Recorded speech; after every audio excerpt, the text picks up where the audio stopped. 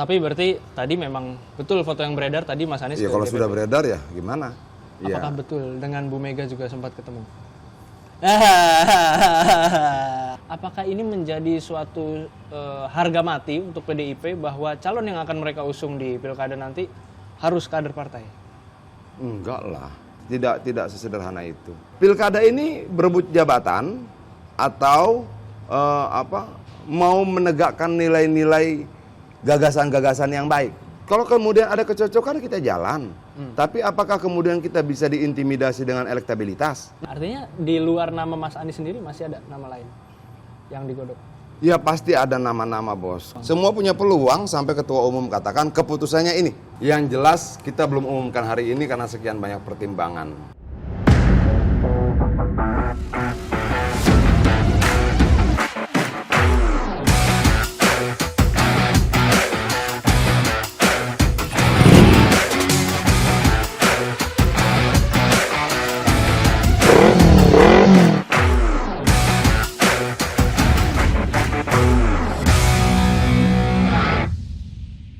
Halo sahabat kompas.com, bertemu lagi di acara paling wahid kompas.com, Gaspol, ngobrol ngegas pasti nampol.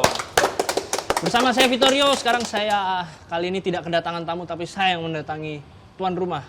Kali ini bersama Bang Adian Apitupulu. Thank you Bang, udah sempetin waktu Bang. Emang harus seseru itu? Halo gitu. Harus dong, ini kan kita lagi terbakar tadi mendengar pidato Bu Mega Oh, gitu ya? saat pengumuman calon pilkada. Nah, Oke. Bang Adian ini sebagai orang yang paling bertanggung jawab menakodai pemenangan PDIP di daerah ya Bang ya, pilkada ya Bang ya. SK-nya begitu. SK-nya begitu. Tapi yang paling membuat penasaran ini, saya langsung aja Bang, to the topic, to the point. Pak Anies Baswedan kemana Bang? Siang ini, Siang ini. dari DPP tadi saya belum tanya dia kemana. Tapi berarti tadi memang betul foto yang beredar tadi Mas Anies Iya, ke kalau DPP. sudah beredar ya gimana? Nah, Kan itu. Tapi abis dari sini dia kemana, gue tidak sempat tanya dia. Tapi tadi tujuannya ke DPP apa Bang berarti Bang? Mas Anies itu? Silaturahmi dong, pasti silaturahmi. Saling berbicara, menjajaki peluang, kemungkinan, dan sebagainya. Dan itu wajar. Nah, Iya. ketemunya sama siapa aja sih Mas? Kita jadi penasaran juga. Dengan beberapa petinggi DPP. Iya. Apakah betul dengan Bu Mega juga sempat ketemu?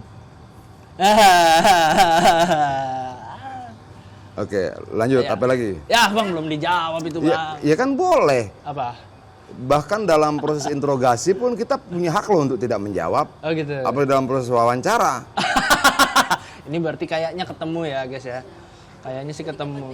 Apa Tapi itu? tadi kayaknya fotonya udah, maksudnya media sosial ini kan belakangan udah memberitakan PDIP akan mengusung Anies Baswedan dan Rano Karno hari ini.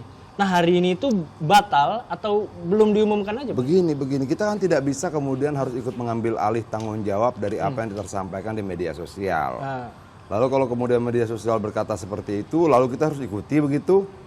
Kita menutup peluang atas dinamika-dinamika, proses dialektis dan sebagainya kan tidak. Nggak masalah buat kita. Media sosial bilang apa kan tidak harus terjadi seperti itu toh. Oke. Tapi artinya Bang, ini kan masih ada 3 wilayah ya Bang ya, yang belum diumumkan calon kepala daerahnya Bang. Untuk tingkat provinsi itu ada Jawa Timur, Jawa Barat sama Jakarta. Sementara besok kan udah mulai nih Bang pendaftaran ke KPU. Kapan artinya PDIP akan mengumumkan 3 itu? Bukan kapan dimulai harusnya jadi pertanyaan lu, tapi kapan berakhirnya. Berakhirnya kan tanggal 29 Iya. jam. Jam 23.59. Oke. Nah, Iya. berarti dalam rentang 27-28 pun masih bisa? Iya dong. Secara undang-undang begitu. Kecuali lu mau merubah undang-undangnya lagi gitu. Ya, kan nanti saya di demo lagi Bang, ribuan Iya. mahasiswa Bang, ya kan? Emang anak lu mau maju? Apa ya?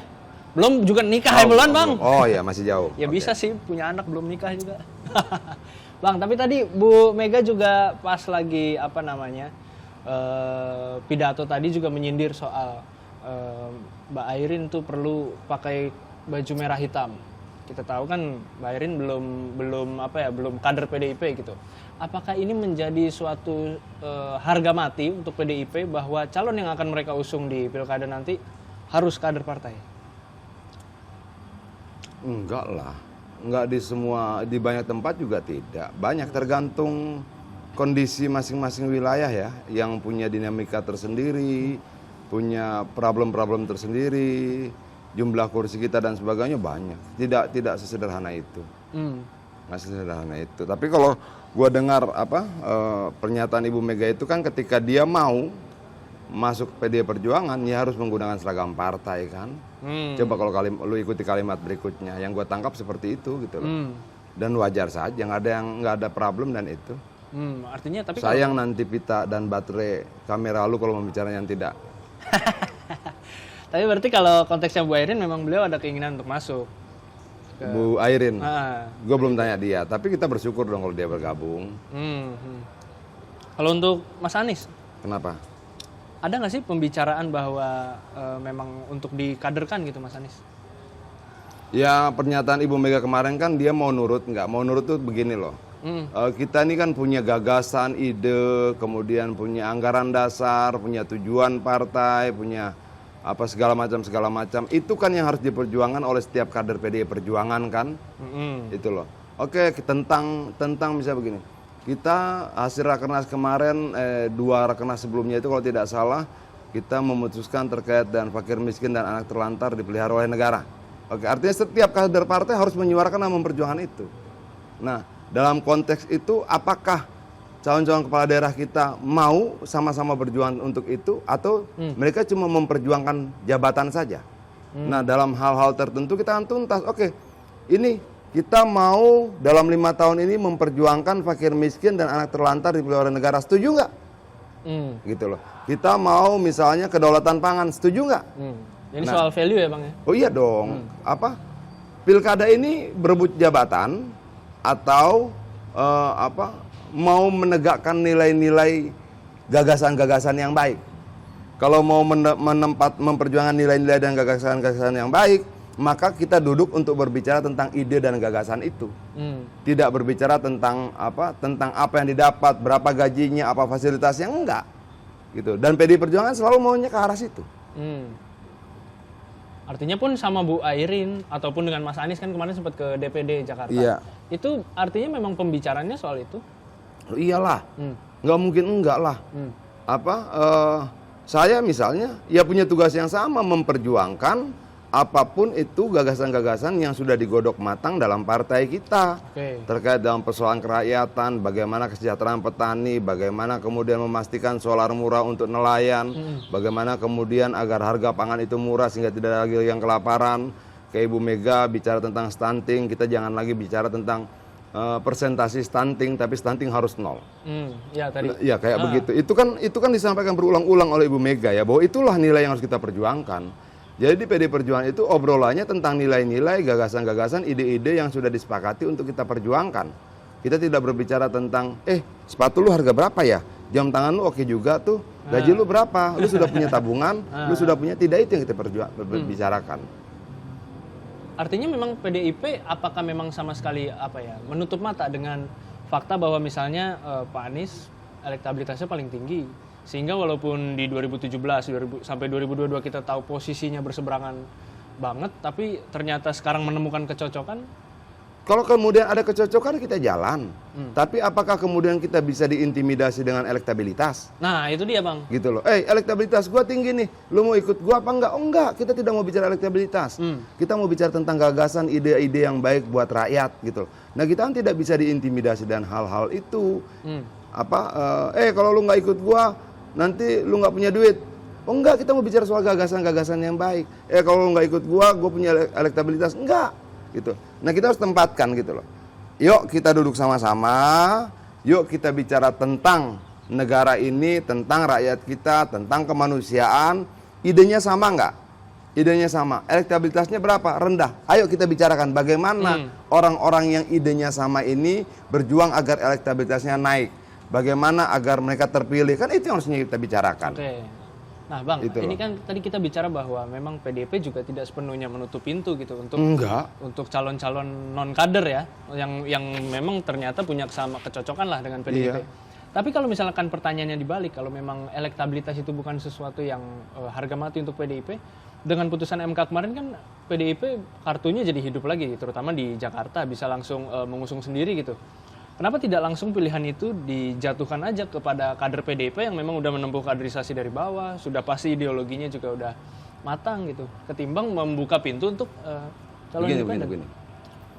Lu seorang kepala keluarga, lu seorang pimpinan keluarga, apakah kemudian lu menutup peluang ketika ada orang lain di luar keluarga lu yang lebih baik? Nggak boleh dong, itu loh. Ada nggak orang lain di luar kader PDI Perjuangan yang lebih baik? Mungkin ada. Boleh nggak kita bicara dengan dia? Silahkan. Itu loh. Nggak ada masalah. Apakah kader kita pasti lebih buruk? Belum tentu. Tapi kita mau melihat orang-orang di luar daripada kita, mau berbicara dengan mereka, mau kemudian menyesuaikan frekuensi gagasannya dan sebagainya, boleh nggak? Ya boleh. Kenapa enggak? Ngobrol dulu, mencari kecocokan. Lo iya dong, gini loh bos. Lu tahu nggak siapa yang akan memimpin Jakarta ini, akan memimpin sekian juta orang? Akan mengelola paling tidak sekitar 80-90 triliun per tahun. Oke? Lalu mau sembarangan gitu? Menunjuk orang untuk mengelola itu gitu? Lu nggak periksa bagaimana keberpihakannya, lu tidak periksa bagaimana gagasan dia tentang rakyat, lu tidak ngobrol sama dia terkait dengan bagaimana menyelesaikan penggusuran dan sebagainya. Kemudian gagasan-gagasan itu lalu hilang begitu saja, yang penting elektabilitasnya tinggi. Lalu kemudian 80-90 triliun uang rakyat itu kita pertaruhkan pada orang yang elektabilitasnya tinggi, tapi kita tidak pernah dengar gagasannya. Maksud lu begitu? Nah ini kita yang nanya bang, kan nggak boleh. Nah PDI Perjuangan nggak bisa begitu, gitu loh. Selama 5 tahun. Setiap rupiah uang rakyat itu harus kita pertanggungjawabkan. Apalagi ini 80-90 triliun. APBD ya? Kita akan ngomong, lu mau pakai buat apa itu duit? Nah makanya. Gimana caranya, ngontrolnya, ngawasinya? Oke, begini. Nah itu dulu dong clear di kita, baru kita bicara. Sama loh. Nah sekarang orang nggak mau bicara tentang uang 80-90 triliun itu bagaimana penggunaan dan bla-blanya. Tiba-tiba harus dia. Kenapa? Elektabilitasnya bagus. Loh terus tuh duit gimana? Nah itu yang kita coba sampaikan berkali-kali dalam banyak kesempatan. Nggak sesederhana itu.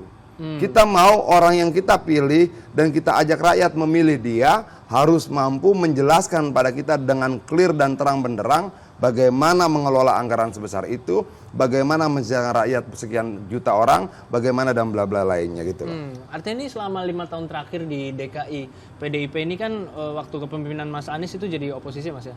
Udah pasti memeriksa betul tuh kinerjanya Mas Anies dari A sampai Z gitu kan.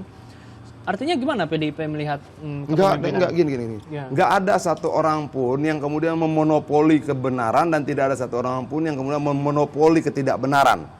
Artinya dalam konteks ini Anies punya nilai-nilai baik, ya punya. Anies punya keberhasilan, ya punya. Ya. Tapi juga punya kekurangan-kekurangan, ya punya juga. Punya kegagalan-kegagalan, ya ada juga. Nah itu yang harus kita obrolin. Begitu loh. Ngopi ya? Ngopi lah kita. Artinya bang setelah komunikasi itu kemarin juga ke DPD, PDIP itu udah menemukan kecocokan belum sih Mas Anies? Jawabannya nanti pada keputusannya. Iya dong. Sekarang masih ongoing. Ya ini kan masih berproses. Masa lu harus tiadakan prosesnya? Oke, artinya di luar nama Mas Anies sendiri masih ada nama lain yang digodok? Ya pasti ada nama-nama bos. Dan menurut gua lu juga tidak bisa kemudian ngelihat satu orang ketemu, satu laki-laki ketemu dengan satu perempuan, lalu kemudian dia ngobrol-ngobrol, lalu lu datang, lu udah pada cocok belum? Nggak bisa lah. Iya. Ngeri bener gitu loh. Nggak bisa dong. Kan udah ketemu, udah ngobrol. Ya belum bisa dong. Masalahnya ini tanggal perjodohannya udah mepet bang. Kan berarti kecocokan harus ditemukan dalam waktu secepat-cepatnya. Iya, gue udah telepon nih. Waduh, siap. Gitu. Apa lagi? Coba gue baca. Nah tuh, pertanyaan titipan. Apa ya? Ini kayaknya Ahok Untuk keren, konteks Bang. Untuk konteks Ahok, apakah Ahok masih berpeluang, Bang? Semua punya peluang sampai ketua umum katakan keputusannya ini. Itu aja dong, sampai bentuknya B1 KWK. Sampai pendaftaran. Itu loh, jadi slow aja. Ini tuh persoalannya ada di nama cagup yang belum final atau cawagupnya justru Bang? Karena ada info beredar juga nama cawagupnya juga masih, ya oke yang kita dengar Sidul Rano Karno gitu. Tapi ada juga yang mengatakan bahwa wagupnya belum fix, makanya belum bisa diumumkan hari ini. Yang jelas kita belum umumkan hari ini karena sekian banyak pertimbangan. Di sisi mana nanti kita akan selesaikan ketika kemudian kita sudah mendaftar. Tenang aja. Iya, kalau lu berusaha PDIP kan ditunggu ini, Bang. Kalau lu berusaha mengorek, Kalau lu berusaha mengorek sesuatu yang harus gua sampaikan, yang belum bisa gua sampaikan, lebih baik lu hentikan upaya itu daripada bermuara pada penyesalan. Siap. Apa tuh? Pertimbangan, tadi ada beberapa pertimbangan. Artinya kalau ini pertanyaan terakhir Bang, karena Abang udah ditelepon mulu, Udah nih, kayaknya teleponin mulu nih. penting banget. Jadi, Iya dong. jadi akhirnya pertimbangannya untuk pilkada DKI itu apa Bang? Yang Banyak. Hmm. Semuanya kita timbang. Saking banyaknya PDI Perjuangan sering paling akhir untuk memutuskan. Kenapa? Yang ditimbang faktornya banyak. Nggak cuma persoalan finansial, nggak cuma persoalan tampang, tidak cuma persoalan elektabilitas, tidak cuma persoalan populer dan sebagainya. Semuanya kita timbang-timbang. Kenapa? Kita mau memberikan yang terbaik buat rakyat. Artinya kita masih akan menunggu sikap PDIP sampai Iya dong. 29 Agustus 2350 ya Bang ya? Iya dong. Oke. 59, jangan lu kurang-kurangi. Hah? Kalau 58 nggak keburu Bang OTW-nya Bang ya kan? Pokoknya kita tungguin sampai 2358. 1 menit OTW. Oke. Ya kan? Bisa. Oke. Siap, thank Thank you, you, Bang. ya. Oke, itu dia tadi sahabat kompas.com, obrolan kita yang sangat singkat, padat dengan Bang Adian sekaligus menorehkan sejarah sebagai gaspol paling singkat selama 2 tahun berdiri. Ini membuktikan bahwa politik masih sangat cair dalam 3 hari menjelang pendaftaran pilkada. Masih banyak dinamika yang bisa terjadi karena tadi Bang Adian langsung menerima banyak telepon dari DPP. Kita nantikan wawancara part 2 bersama Bang Adian Apitupulu. Stay ngegas dan tetap nampol.